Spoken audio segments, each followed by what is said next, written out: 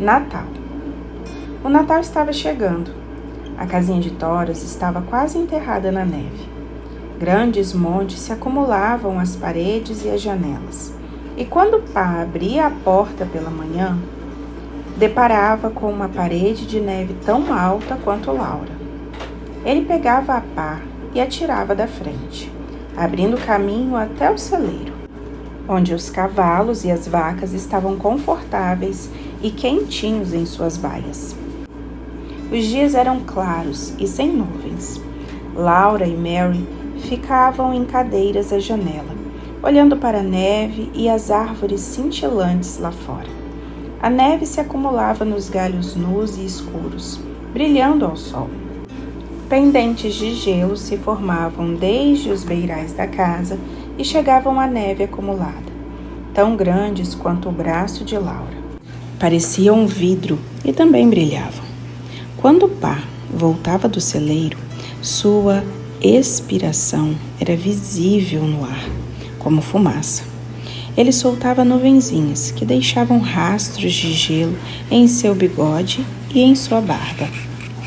Depois de tirar a neve das botas, Pá entrava e pegava Laura no colo para lhe dar um abraço de urso. Seu casaco estava sempre frio e o gelo de seu bigode já começava a derreter. Ele sempre se mantinha ocupado à noite, trabalhando em um pedaço de madeira grande ou outros 2 menores. Entalhava com a faca, depois lixava e alisava com as mãos. Até que Laura tocou as peças, e elas lhe pareceram suaves e lisas como seda. Pá continuou trabalhando nelas, agora com um canivete afiado, transformando as pontas da peça maior em picos e torres, entalhando uma estrela grande no ponto mais alto. Ele também fez buraquinhos na madeira, transformou-os em janelas, estrelas, luas crescentes e círculos.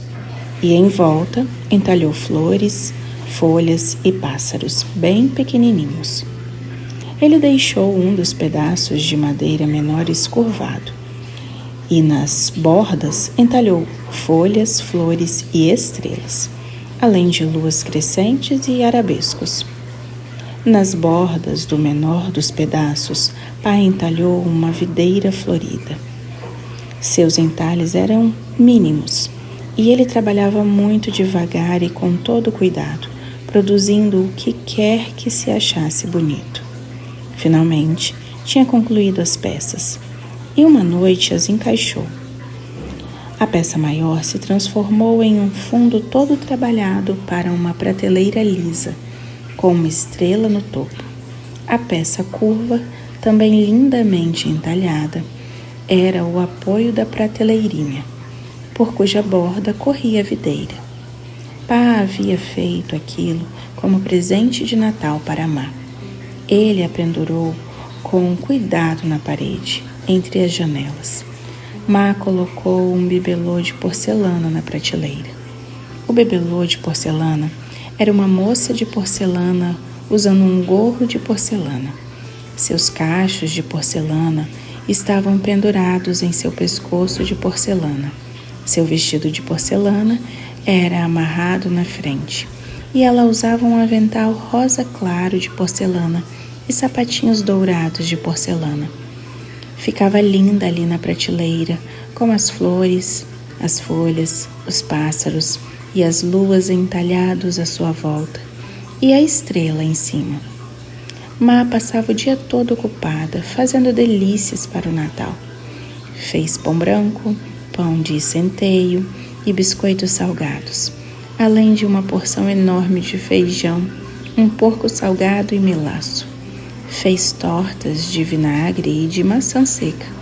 Encheu um pote de biscoitos e deixou que Laura e Mary lambessem a colher do bolo.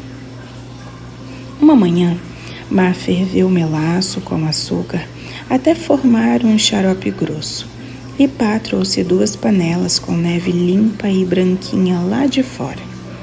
Laura e Mary ficaram cada uma com uma panela, e Pá e Má mostraram a elas como despejar o xarope escuro em fios sobre a neve. Elas fizeram círculos, arabescos e rabiscos com o xarope, que endureceu na hora, transformando-se em doce. Pegaram um pedaço cada na hora, mas o resto foi reservado para o Natal. Se fizeram tudo aquilo, foi porque tia Elisa, tio Peter e os primos Peter, Alice e ela passariam o Natal com eles. Eles chegaram na véspera. Laura e Mary ouviram o som alegre dos sinos de um trenó, cada vez mais altos. Então o enorme veículo saiu da floresta e parou diante do portão. Trazia Elisa, tio Peter e seus filhos, todos bem agasalhados, debaixo de cobertores, mantos e peles de búfalo. Usavam tantos casacos, cachecóis, véus e chales que mais pareciam montes de tecidos disformes. Depois que entraram, a casinha ficou lotada e agitada. Susan Preta fugiu para se esconder no celeiro, mas Jack pulava em círculos, latindo como se nunca fosse parar. Agora podia brincar com os primos. Assim que tia Elisa havia tirado as camadas das crianças, Peter, Alice, ela, Laura e Mary começaram a correr e a gritar. A tia teve de mandar que sossegassem. Então Alice disse: "Já sei o que podemos fazer. Vamos desenhar." Alice disse que era melhor fazer aquilo lá fora. Ma achava que estava frio demais para que Laura brincasse na neve. Mas quando viu a carinha de decepção da filha, disse que ela podia ir também, só um pouquinho. Ma vestiu o casaco e as luvas na menina, além da capa mais quente, com capuz e um cachecol. Então deixou que ela fosse. Laura se divertiu como nunca. Brincou lá fora a manhã toda, desenhando na neve, com Alice, ela, Peter e Mary. Eles faziam assim. Cada um deles subia em um toco de árvore, depois todos ao mesmo tempo, com os braços bem abertos, se jogavam de cara na neve macia e profunda. Então, tentavam se levantar sem estragar a marca que haviam deixado ao cair. Quando faziam direitinho, restava 5 buracos na neve, a silhueta quase exata de 4 meninas e um menino com braços, pernas e tudo mais. Eram esses os seus desenhos. As crianças brincaram tanto o dia inteiro que quando a noite chegou, estavam agitadas demais para dormir. Mas precisavam dormir, ou Papai Noel não viria. Assim, penduraram suas meias na lareira, rezaram e lá se foram. Alice, ela, Mary e Laura se deitaram todas juntas, em uma cama grande no chão. Peter ficou com uma cama baixa. Tia Elisa e tio Peter iam dormir na cama de pai e má, que por sua vez ficariam na cama que havia sido colocada no chão do sótão. Tinham as peles de búfalo e os cobertores que tinham usado na viagem, de modo que ninguém passaria frio. Pá, má, tia Elisa e tio Peter ficaram diante da lareira conversando.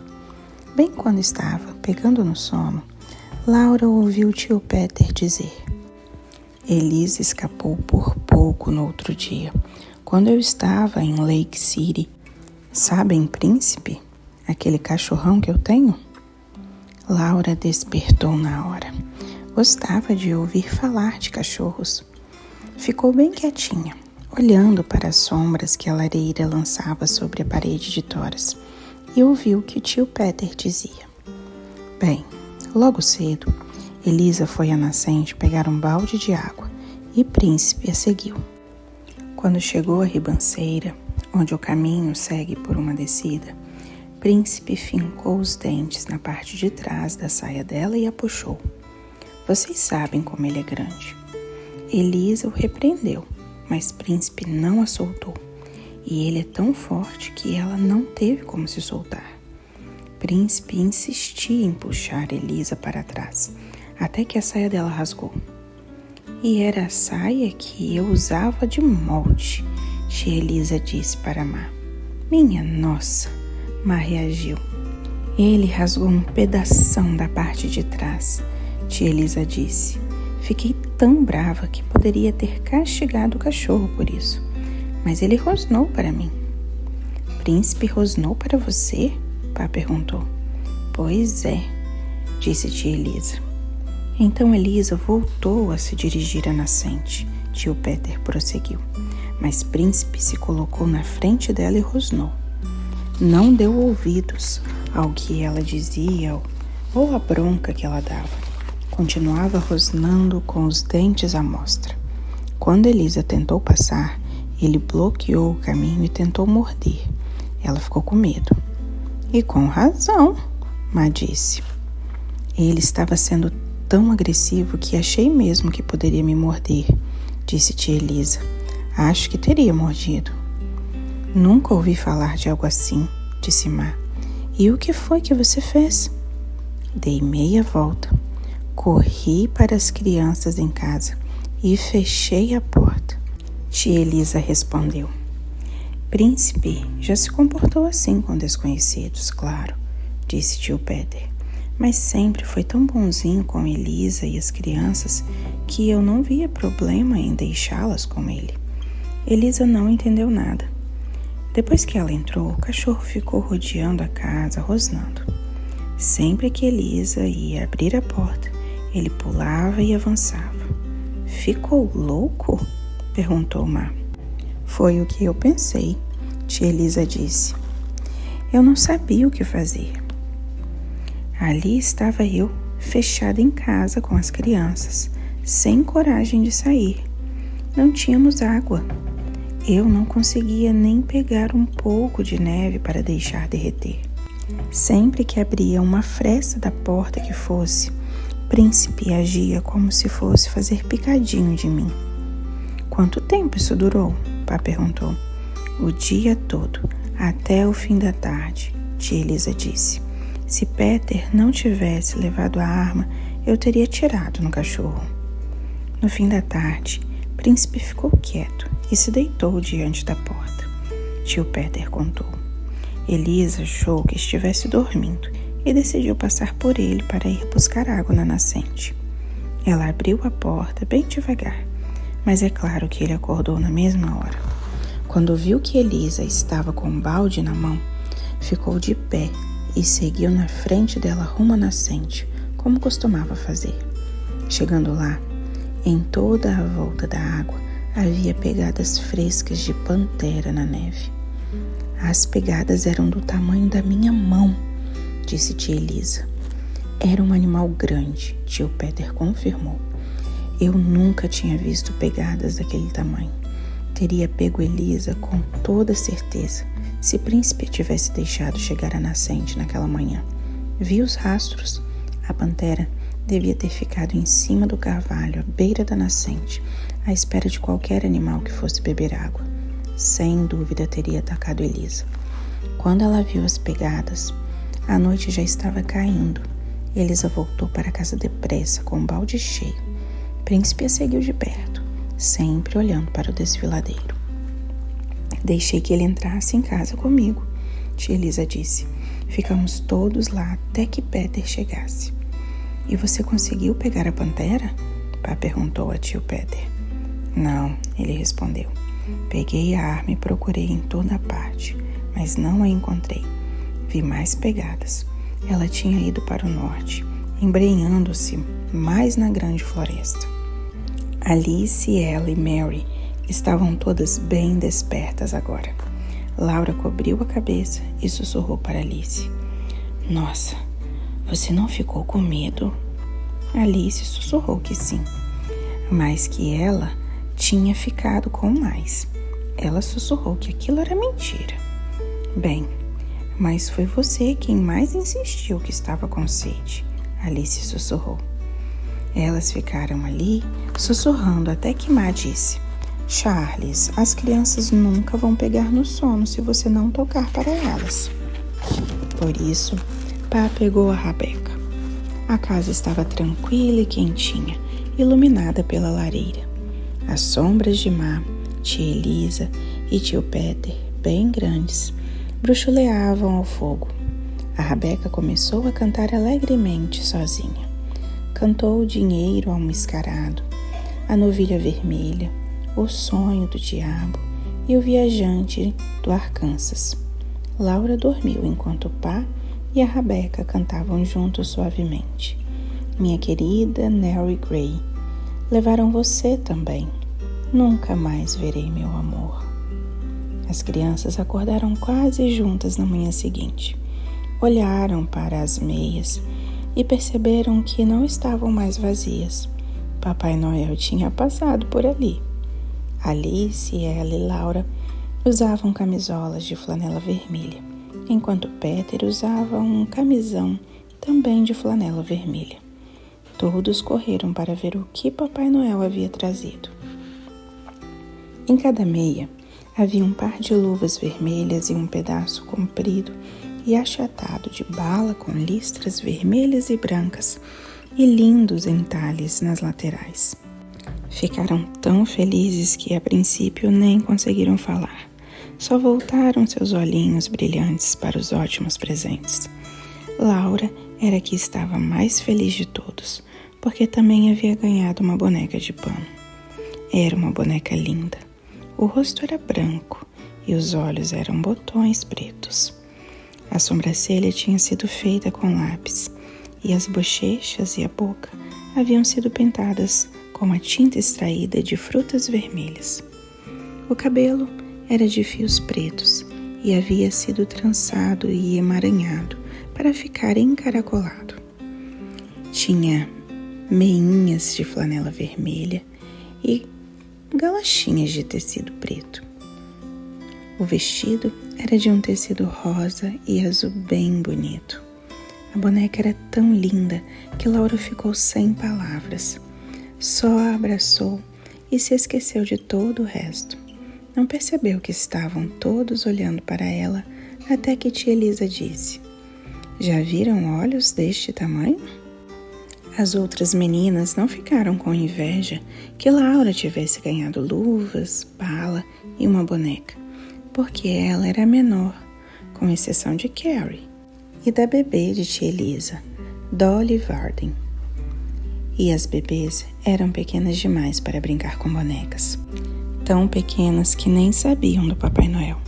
Só enfiavam os dedinhos na boca e se remexiam de tão animadas. Laura se sentou na beira da cama, segurando a boneca. Tinha adorado as luvas vermelhas e a bala, mas a boneca era o melhor de tudo. Ela lhe deu o nome de Charlotte. As crianças deram uma olhada nas luvas umas das outras e experimentaram as suas. Peter mordeu um belo pedaço de sua bala, mas Alice, ela, Mary e Laura só lamberam as delas, para que durassem mais. Ora, ora, tio Peter disse, não tem nenhuma meia com nada além de uma vara dentro? Quer dizer que todos foram boas crianças?